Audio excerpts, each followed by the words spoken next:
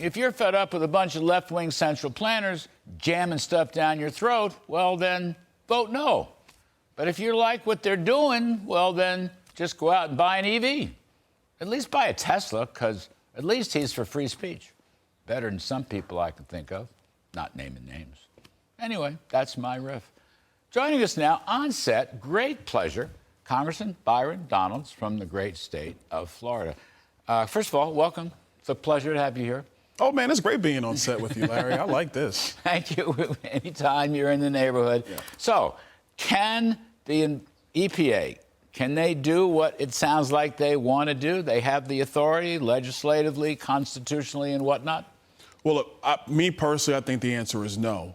We're looking into this right now. The gas stove thing was one. Now we have this thing with they're dealing with EVs, making sure everybody buys them, even though nobody wants them. And the bigger issue is most Americans can't afford them. Yep. You could put all this stuff out on the road, but if people can't buy it, you know what it's going to do? It's going to pile up on dealerships. You know, lease financing, car planning financing for the dealerships. That's going to pile up, not be good for the economy. Those type of things occur.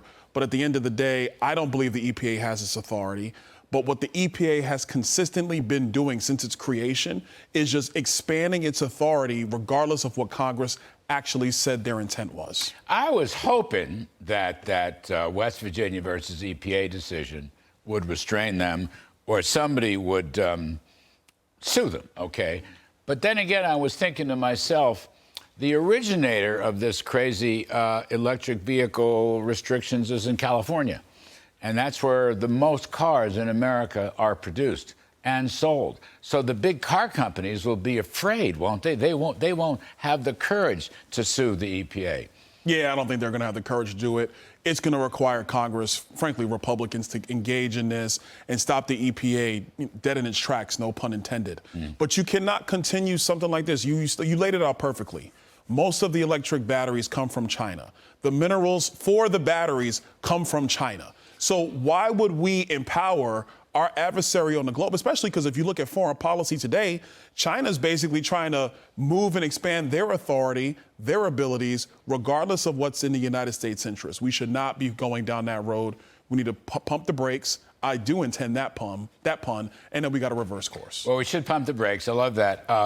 By the by, I mean, the Biden climate extremists, they won't let us mine for the minerals that could go into the electric battery. So we're giving it to China one way or another. That's the darndest thing I've ever seen. No, totally ridiculous. But that's why in H.R. 1, what we did from the House perspective is we said we're going to expand mining capability. We're going to reform NEPA so we can actually produce pipelines, get our energy grid, get our energy infrastructure on track for what's necessary for America to thrive and prosper. But the Biden administration and congressional Democrats, they don't want to do it.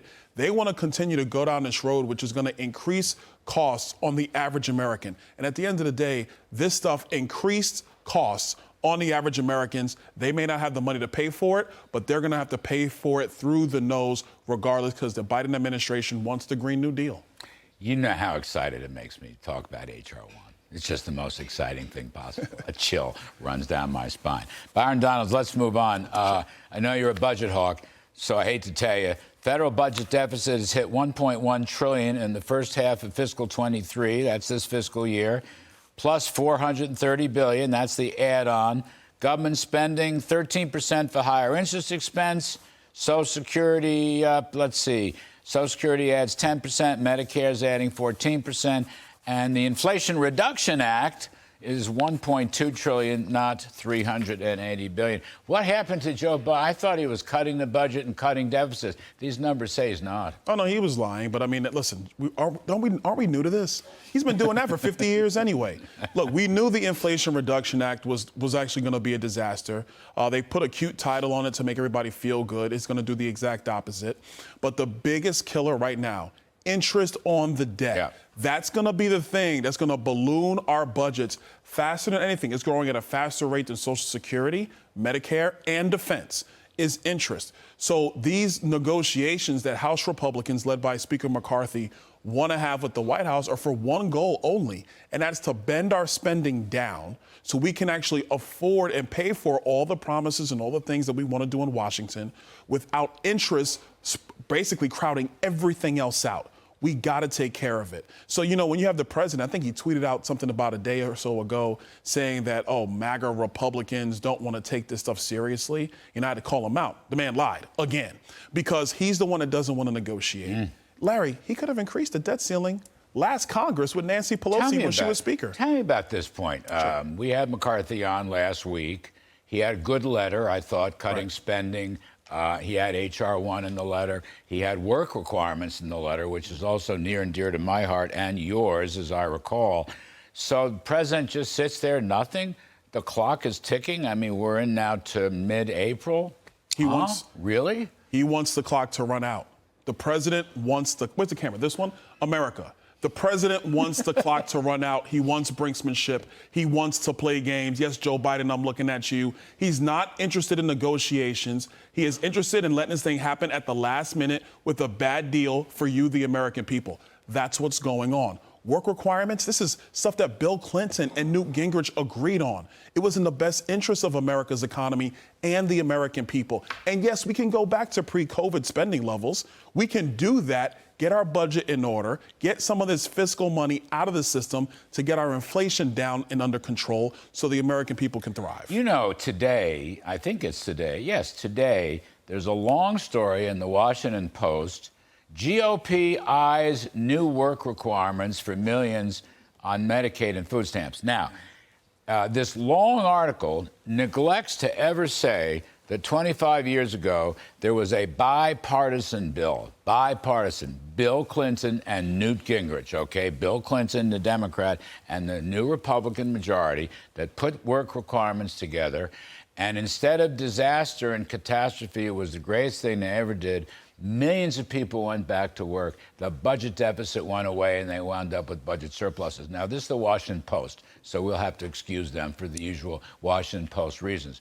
But you're making a tougher point, and so is McCarthy and I guess the House Republican. Joe Biden should think about this. Joe Biden was in favor of this kind of work requirement reform way back when he was a Democratic senator.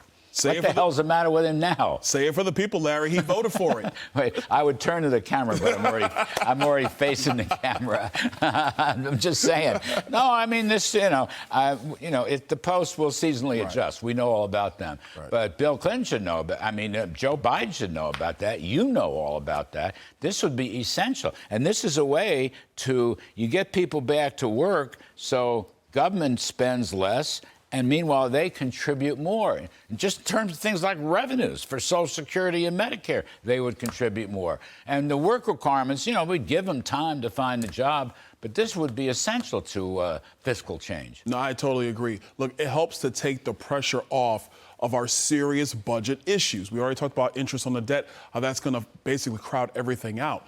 If we can get people back into the workforce more, get our labor participation rate back up to around 64, 65%, it gets our economy moving. We do those things with sound energy policy. We actually get inflation under control. We bring more dollars into the United States. You keep tax policy the same, like under the Tax Cut and Jobs Act. That's all credible economic stuff. You do that, get some of this spending foolishness out of Washington, D.C., now you got a recipe for success for our country. That's what Republicans are looking for. I love that. Last thing, never gets enough attention. You are, I think, putting up some bills to promote nuclear energy. Yes. That is the cleanest energy. Why doesn't America go there? They got new inventions now, smaller ones, modules, stuff that you probably understand and I don't. But I've always liked nuclear energy. What's wrong with that? No, it's great technology. I think the issue is there's a lot of dogma about nuclear. Yeah. People think about Fukushima, they think about Chernobyl, they think about 3 Mile Island, but the technology is vastly superior. The safety protocols are infinitely better. Even with our old reactors that exist right now, we've done a tremendous job, but we've let the bureaucracy stop us from innovating in the United States. So my bills do a couple things. One, it actually treats nuclear power like we treat solar panels and windmills, because by the way, nuclear power is greener than solar panels and windmills. We do that. We provide the same. If you're going to let solar panels get subsidies, why can't we let modular reactors get subsidies as well? This is stuff that FEMA wants, DOD wants. A lot of cities in the country would actually like to bring this stuff into their energy matrix. It will be great for them. You would have sustainable power that is cheap. Big stuff. I get it. Big stuff. I do. We're up against Dogma, and I know who Dogma is. I got him. He is the current Dogma president, but let's not go there. Byron Donalds, you are the best of the best. Will you come back soon? Anytime. Thank you, man. Terrific stuff. Appreciate it.